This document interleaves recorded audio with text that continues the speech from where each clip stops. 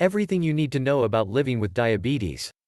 You can manage your diabetes and live a long and healthy life by taking care of yourself each day. Diabetes can affect almost every part of your body. Therefore, you will need to manage your blood glucose levels, also called blood sugar. Managing your blood glucose, as well as your blood pressure and cholesterol, can help prevent the health problems that can occur when you have diabetes. How can I manage my diabetes? With the help of your healthcare team, you can create a diabetes self-care plan to manage your diabetes. Your self-care plan may include these steps. Manage your diabetes ABCs. Follow your diabetes meal plan. Make physical activity part of your routine. Take your medicine. Check your blood glucose levels. Work with your healthcare team. Cope with your diabetes in healthy ways. Manage your diabetes ABCs. Knowing your diabetes ABCs will help you manage your blood glucose, blood pressure, and cholesterol. Stopping smoking if you smoke will also help you manage your diabetes. Working toward your ABC goals can help lower your chances of having a heart attack, stroke, or other diabetes problems. A for the A1C test. The A1C test shows your average blood glucose level over the past 3 months. The A1C goal for many people with diabetes is below 7%. Ask your healthcare team what your goal should be. B for blood pressure. The blood pressure goal for most people with diabetes is below 140/90ths of a millimeter Hg. Ask what your goal should be. C for cholesterol. You have 2 kinds of cholesterol in your blood, LDL and HDL. LDL, or bad cholesterol, can build up and clog your blood vessels. Too much bad cholesterol can cause a heart attack or stroke. HDL, or good cholesterol, helps remove the bad cholesterol from your blood vessels. Ask your healthcare team what your cholesterol numbers should be. If you are over 40 years of age, you may need to take a statin drug for heart health. S for stop smoking. Not smoking is especially important for people with diabetes because both smoking and diabetes narrow blood vessels. Blood vessel narrowing makes your heart work harder. E-cigarettes aren't a safe option either. If you quit smoking, you will lower your risk for heart attack, stroke, nerve disease, kidney disease, diabetic eye disease, and amputation. Your cholesterol and blood pressure levels may improve. Your blood circulation will improve. You may have an easier time being physically active. If you smoke or use other tobacco products, stop. Ask for help so you don't have to do it alone. You can start by calling the National Quit line at 1-800-784-8669. Keeping your A1C, blood pressure, and cholesterol levels close to your goals and stopping smoking may help prevent the long-term harmful effects of diabetes. These health problems include heart disease, stroke, kidney disease, nerve damage, and eye disease. Take it with you on your healthcare visits. Talk about your goals and how you are doing, and whether you need to make any changes in your diabetes care plan. Follow your diabetes meal plan. Make a diabetes meal plan with help from your healthcare team. Following a meal plan will help you manage your blood glucose, blood pressure, and cholesterol. Choose fruits and vegetables, beans, whole grains, chicken or turkey without the skin, fish, lean meats, and non-fat or low-fat milk and cheese. Drink water instead of sugar-sweetened beverages. Choose foods that are lower in calories, saturated fat, trans fat, sugar, and salt. Learn more about eating, diet, and nutrition with diabetes. Make physical activity part of your daily routine. Set a goal to be more physically active. Try to work up to 30 minutes or more of physical activity on most days of the week. Brisk walking and swimming are good ways to move more.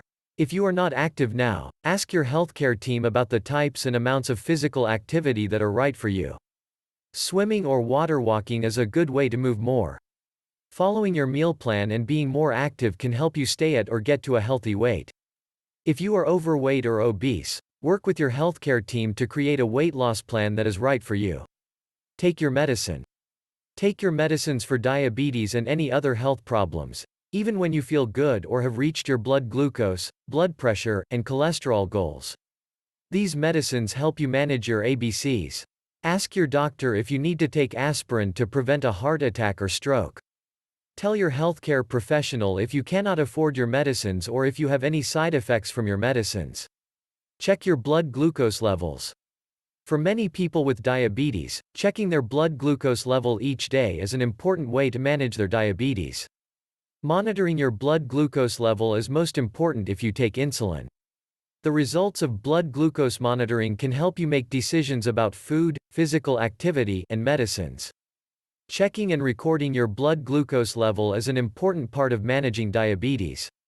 The most common way to check your blood glucose level at home is with a blood glucose meter. You get a drop of blood by pricking the side of your fingertip with a lancet. Then you apply the blood to a test strip. The meter will show you how much glucose is in your blood at the moment.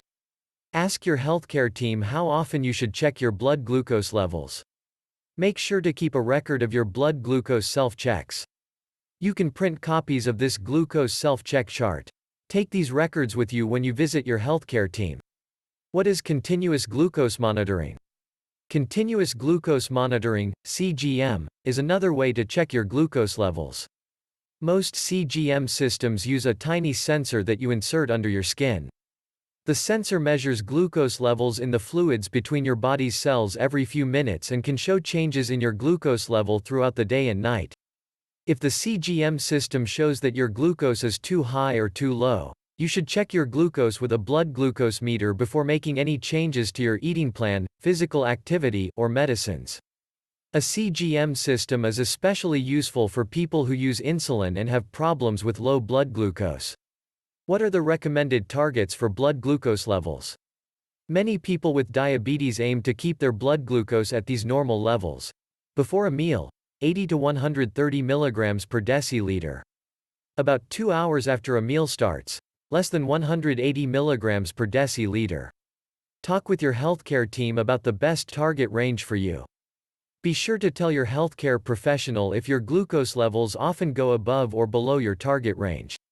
What happens if my blood glucose level becomes too low? Sometimes blood glucose levels drop below where they should be, which is called hypoglycemia. For most people with diabetes, the blood glucose level is too low when it is below 70 mg per deciliter. Hypoglycemia can be life-threatening and needs to be treated right away. What happens if my blood glucose level becomes too high? Doctors call high blood glucose hyperglycemia. Symptoms that your blood glucose levels may be too high include feeling thirsty, feeling tired or weak, headaches, urinating often, blurred vision. If you often have high blood glucose levels or symptoms of high blood glucose, talk with your healthcare team. You may need a change in your diabetes meal plan, physical activity plan, or medicines. Know when to check for ketones. Your doctor may want you to check your urine for ketones if you have symptoms of diabetic ketoacidosis. When ketone levels get too high, you can develop this life-threatening condition. Symptoms include trouble breathing, nausea or vomiting, pain in your abdomen, confusion, feeling very tired or sleepy. Ketoacidosis most often is a problem for people with type 1 diabetes. Work with your healthcare team.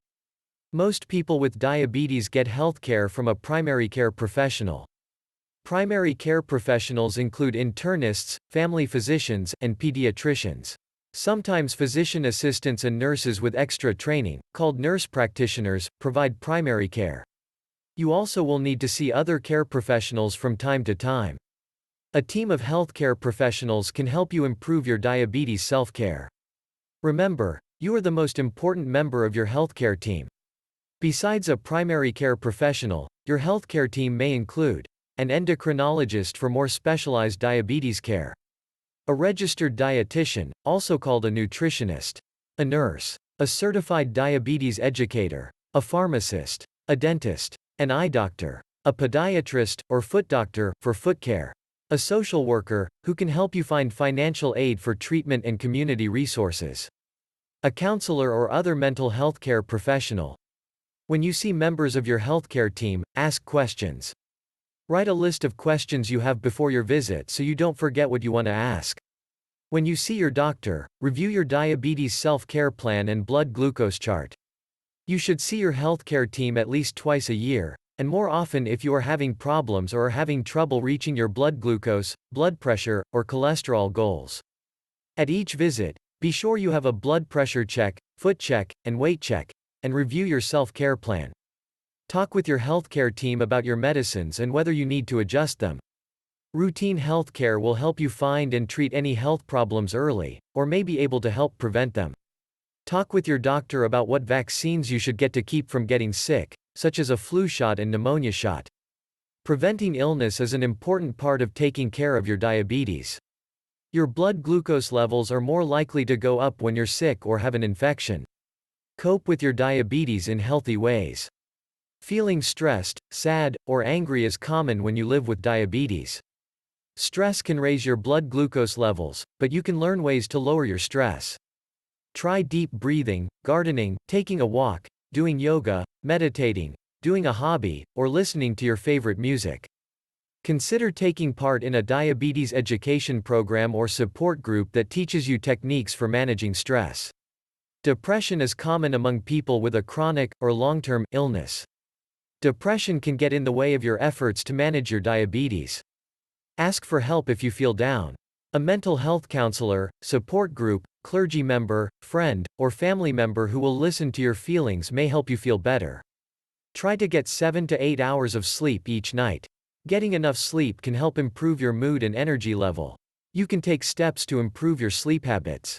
If you often feel sleepy during the day, you may have obstructive sleep apnea, condition in which your breathing briefly stops many times during the night. Sleep apnea is common in people who have diabetes. Talk with your healthcare team if you think you have a sleep problem. Remember, managing diabetes isn't easy, but it's worth it.